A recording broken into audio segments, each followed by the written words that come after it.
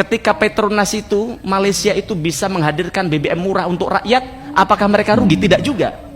Setelah saya dapatkan datanya tadi malam, ternyata keuntungan laba dari Petronas adalah 267 triliun. 4 kali lipat daripada laba Pertamina. Mereka sudah bisa menghadirkan BBM yang murah untuk rakyat, tapi juga mereka untung, tidak kemudian rugi, begitu.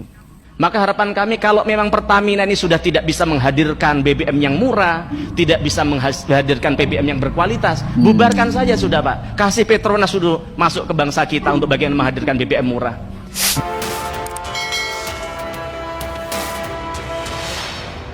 Jangan lupa subscribe YouTube channel Tamaji Serumpun. Ya.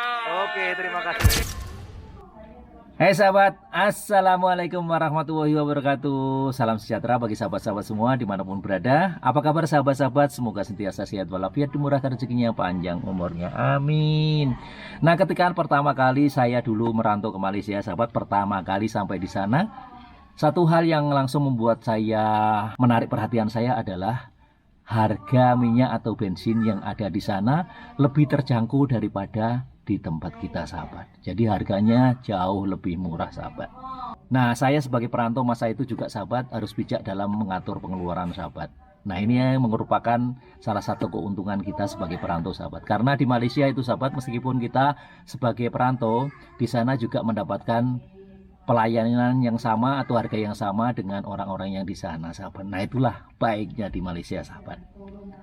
Nah, baru-baru ini, sahabat, muncul pernyataan daripada salah satu anggota parlemen kita, sahabat, yang menyarankan agar pengelolaan Pertamina diserahkan kepada Petronas Malaysia, sahabat, dengan harapan agar harga bensin atau harga minyak di Indonesia bisa lebih murah, sahabat. Nah, isu ini, sahabat, sudah memicu banyak perbincangan, sahabat, baik di media atau di kalangan masyarakat, sahabat. Namun, sahabat, sebelum kita terbawa emosi, sahabat, atau menyimpulkan terlalu cepat, ada baiknya kita memahami konteks di balik persoalan ini. Nah, mari kita lihat videonya. Yang ingin saya sampaikan kepada Bapak adalah, kita coba belajar. Saya kemarin coba membaca-baca. Ternyata mungkin oke lah kalau Pertalite mungkin kita tidak bisa seterusnya bisa memberikan subsidi kepada rakyat. Juga itu tidak mendidik, kan begitu, Pak. Tapi bagaimana tugas Pertamina ke depan adalah mewujudkan, menghadirkan energi yang mudah dan murah bagi rakyat. Saya coba tadi malam setelah banyak ojol menyampaikan masukan kepada kami, Pak, kami coba mencari exitnya apa sih kira-kira yang bisa diberikan Pertamina kepada rakyat kita, khususnya ojol ini, Pak. Oke lah, Pertalite misalnya tidak ada itu, ya kan. Tapi kemudian kalau kita bicara Pertamax, Pak, Pertamax 92, ternyata negara tetangga kita, Malaysia, yang saat itu mereka belajarnya ke Indonesia, di sana hanya... Sekejap, sahabat, jadi sebetulnya yang dikatakan oleh anggota parlemen ini, sahabat, sebetulnya Petronas ini bukan belajar daripada Indonesia, sahabat, tapi melainkan masa itu Petronas itu membuat lawatan ke Indonesia, sahabat, sebagai bentuk kerjasama atau pertukaran informasi, sahabat. Nah, itu sebetulnya yang terjadi. Mari kita lanjut. 6.800, Pak, per liter.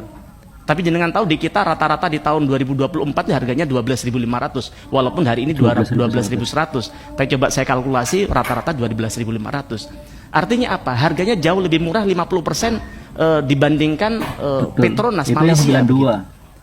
Apakah kemudian pertanyaan, apakah kemudian ketika Petronas itu, Malaysia itu bisa menghadirkan BBM murah untuk rakyat, apakah mereka rugi? Tidak juga. Setelah saya dapatkan datanya tadi malam, ternyata keuntungan laba dari Petronas adalah 267 triliun. 4 kali lipat daripada laba Pertamina. Mereka sudah bisa menghadirkan BBM yang murah untuk rakyat, tapi juga mereka untung, tidak kemudian rugi, begitu.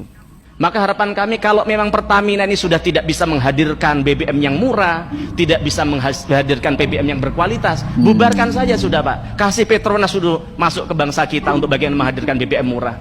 Buat apa kita bicara soal kedaulatan energi, tapi kemudian rakyat kita harus dijerat dengan harga BBM yang mahal, harus ditipu dengan diberikan BBM yang tidak berkualitas. Ketika orang isi Pertamax milik Pertamina ini, Pak, motornya berebut, Pak, yang kemudian lama-lama motornya macet dan rusak. Dan ini bukan 1-2 orang, Pak, ribuan.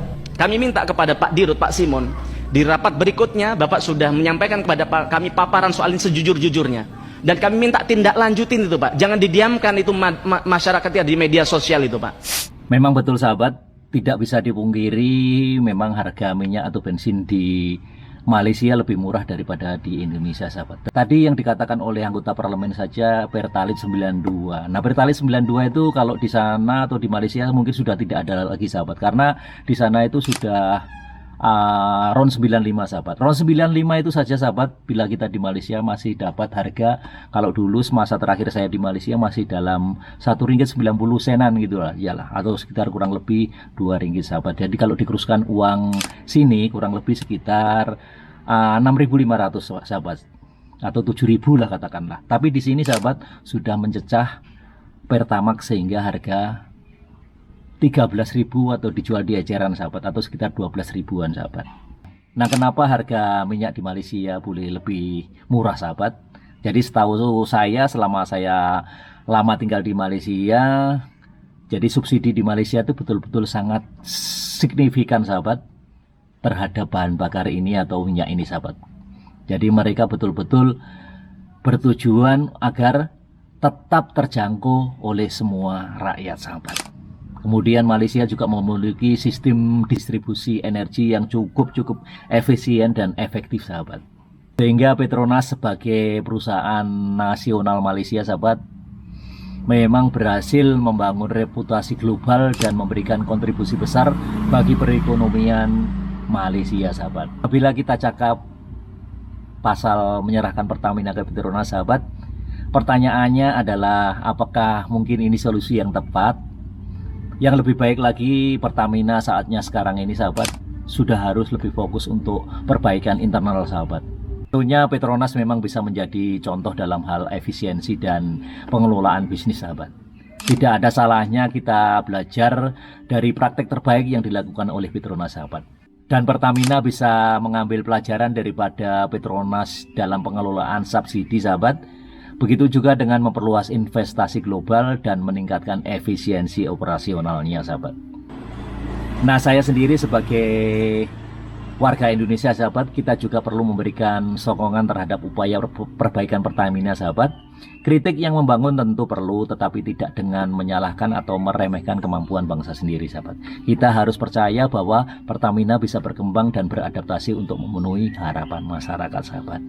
Nah, sebagai perantau yang pernah tinggal lama di Malaysia, sahabat, selama berpuluh-puluh tahun, sahabat, saya memang melihat bagaimana Petronas menjadi kebanggaan rakyat Malaysia, sahabat. Nah, sekian dulu, sahabat, video dari saya. Terima kasih sudah menonton. Lebih dan kurangnya saya mohon maaf. Jangan lupa terus sokong channel Tamaji Serumpun dengan cara subscribe, like, dan komen. Terima kasih. Wassalamualaikum warahmatullahi wabarakatuh. I love you Indonesia, I love you Malaysia.